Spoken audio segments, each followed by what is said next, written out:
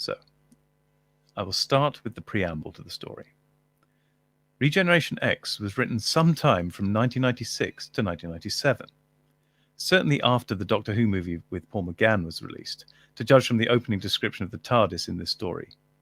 Clearly, the idea of new Doctors was playing upon my mind. By this time, John, Hugh, and I had moved into a new flat, 180A McGuffey, Lewisham. While an improvement on the Nunhead horror, this basement flat was not without its quirks. We had an ongoing war with the mice, one of which I trapped in a toaster. It's possible they were seeking to capture one of us in order to dissect our brains. The mouse problem was resolved with the introduction of the rat. I have fond memories of Hugh taking on the rat in the kitchen bin, armed only with a broom handle. The battle was truly epic, and amazingly, both survived. It was during this challenging time that John asked me to write a short story to be placed on the brand new Silver Carrier website as exciting online content to draw in subscribers.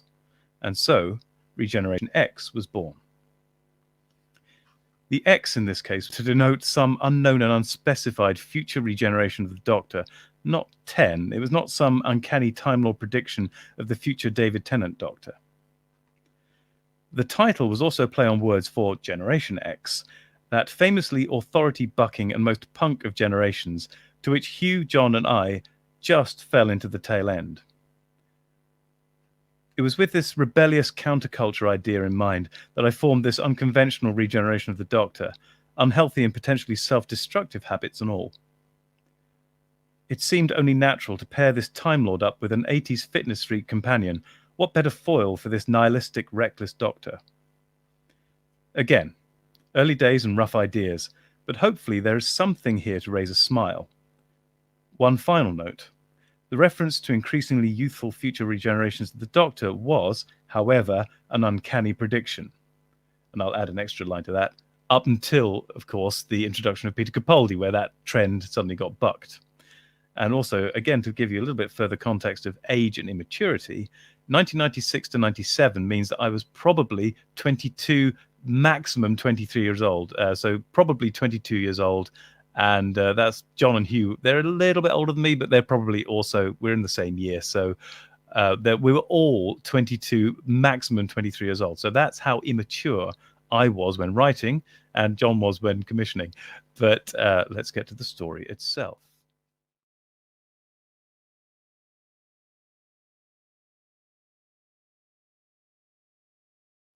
Regeneration X. The large wicker armchair creaked as the Doctor relaxed, his weight shifting to a more comfortable position. Smoke drifted around the main console room, now sparse and white, another change, and yet a step backward to the past. Odd that this young man should be so nostalgic. The Doctor was, after all, in his 20s, or so it seemed to the casual observer. However, to look into his eyes, he could have been aged anywhere from 1 to 1 million, perhaps a fusion of all ages. Fully recovered now from his most recent regeneration, the long hair of his former incarnation had been retained, though he now cared to tie it back. He'd had time enough to pick out a new wardrobe, one which probably he would settle with, who knows. His outer garment was a long brown greatcoat, slightly worn, naturally. This partially concealed the embroidered waistcoat underneath, many colours in intricate patterns on a tan background. His shirt was white and voluminous, with large rounded collars that could be buttoned down, but were not. Long legs were crossed and encased in slightly flared slacks, their ends flowing over a robust pair of riding boots. The ensemble was completed with a silk scarf, coarsely fringed, red-covered, with black and blue paisley. His hand came away from his mouth, and he blew more smoke into the atmosphere. A harsh voice broke into his drugged contemplation. "Doctor, what are you doing?" it said with obvious shock. He leapt from his seat, wafting at the clouds of smoke like a naughty schoolboy, turning to face his companion as he did so. He saw the scowl on Kathy's face and glanced down at the all too obvious evidence in his left hand. He smiled and shrugged. Just reliving old young times, my dear," he said innocently. He had picked up Kathy in London during the 1980s. She was a tourist, an American, and as much the product of her environment as anyone he'd ever met. She was very into fitness. The means by which she had become his companion were long and convoluted. Was this not always so? She was proving to be as slow-witted and dull as someone of her background could be. What a prize! What a contrast! Oh, how he could play off her! If only he could persuade her out of that awful tracksuit and into something a little more fetching. "But they will kill you," she pronounced, her voice a trifle high and grating. Oh, what wonderful surety, and coupled with such ignorance. The doctor threw back his head and laughed. "Ha!" he exploded. "These will kill me?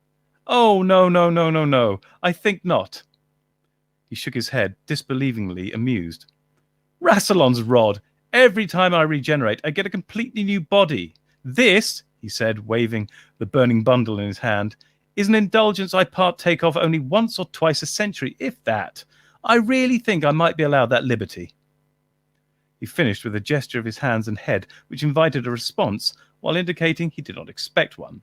Kathy, however, would not have lost any opportunity to exercise her voice had it not been for the timely continuation of the doctor. He spun away from her, his coat flying outwards. "No matter how abused one regeneration is, how tortured, how battered, I pop up again shiny and new." He spun once more to face her, arms raised in a parody of flamenco. "And have you seen the rate at which I've been going through bodies recently?" he asked. From the manner of his inquiry, he may have been discussing shoes rather than lives. "There simply isn't enough time for these to kill me," he finished, holding the burning end before him. The doctor then stubbed it out on one of the console's pristine panels. He frowned, a look of horror passing across his face. Hastily, he brushed the smouldering remains of the formerly immaculate surface and made soothing overtures.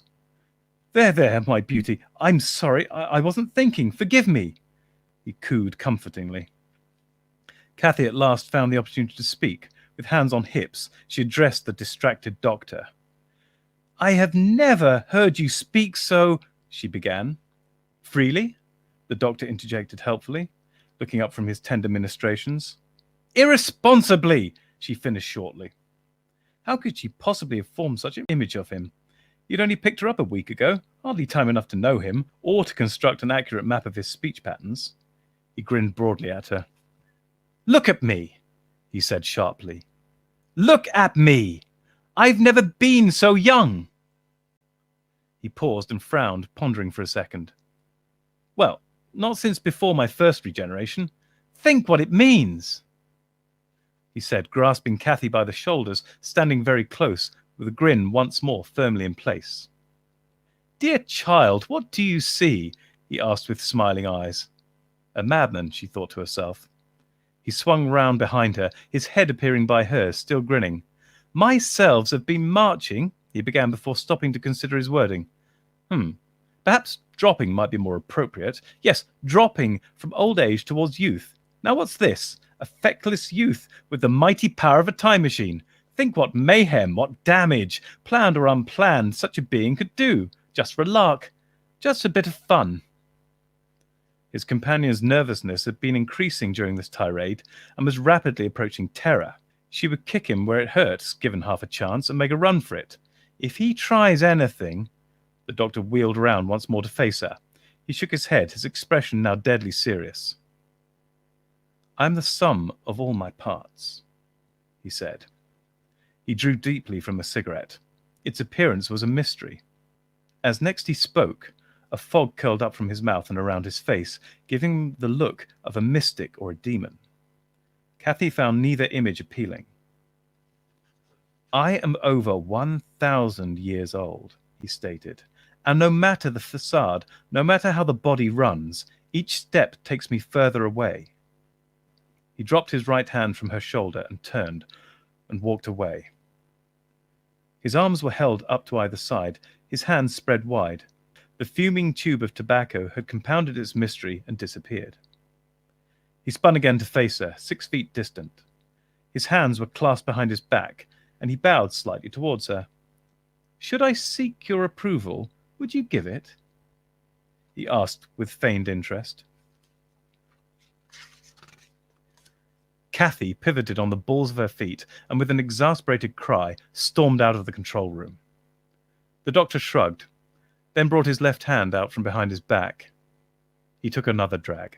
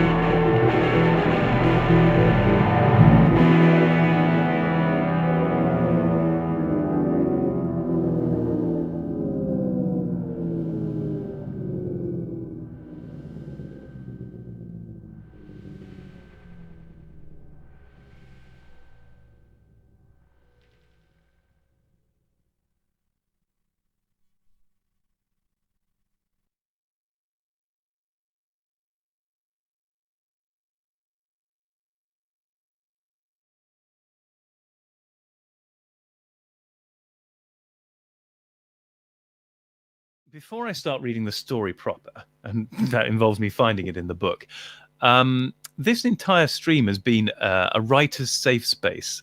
And I'm not saying that to stop people from beating the crap out of me for reading such a bad story. But it's not a bad story, but it's one that I would not originally have ever republished had it not been for my friend and editor, Eon, that's her YouTube name, persuading me that my old stories actually had some value and worth. And this is true, but they also serve as an excellent example as how writers do not pop into existence as you see them at their best. And I'm, without being too immodest, I'd say I'm probably at my best now, just by virtue of the fact that I've lived long enough to get better by practice. But this story is well old, he says, using the vernacular for the youth out there. This story is very old in terms of when I wrote it and how young I was at the time, and it shows my immaturity. But it should be, it should fill everyone with hope as writers to show that you can be pretty rough and immature at the beginning, and you can still aim to get better over time. That's the end of my ad lib apology ahead of doing the story itself. The other reason I'm picking this story is because John is here, and this story was written for Silver Carrier. In fact, it was written for the website. I'll read the prologue I stuffed into this because it'll give you a better idea of what it was for. But yes, I thought this is a perfect story. One, because this is perhaps the most important point, very, very short. And two, links directly into John and my personal history of Doctor Who and how us reprobates enjoyed Doctor Who together. But yes, I'm glad I'm not that writer anymore.